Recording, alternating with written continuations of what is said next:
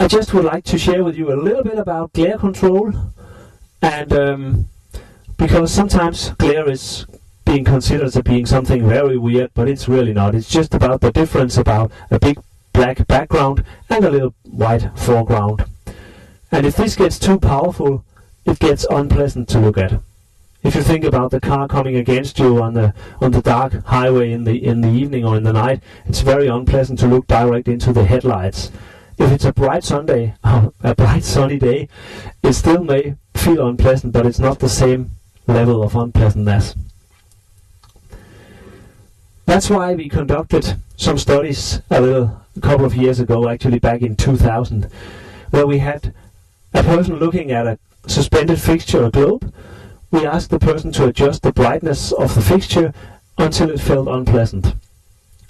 After that, we asked to use the other button on the remote control and adjust the lighting on the back wall until it felt pleasant again. Because glare is always the balance between the luminance on the background and the luminance on the fixture.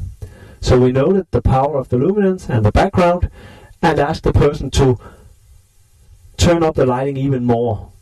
And as he did so, we also asked to turn up the background again until it felt pleasant. So by doing this 2 or 3 times, we had a pretty good feeling about the balance between a bright light source in front and a white background behind.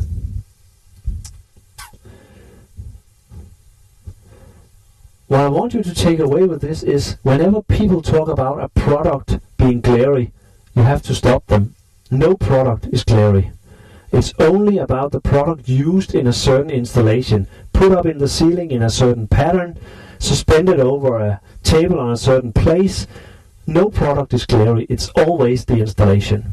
So if you get too high glare ratings in any kind of lighting calculation, don't think about it. Just need to paint the whites more white, the walls more white, or put floodlighting on the wall. It's always the balance. It's nothing absolute. If you look at this graph, well, we could imagine that we had a luminance of the surface of the light source here, for instance 2000 candelas, and that would tell us that we need around 20 candelas per square meter on the background in order to make it feel pleasant. This was what we were trying to find, and this was our real findings. It was actually that people preferred fixtures that were less bright and even more light coming on the walls.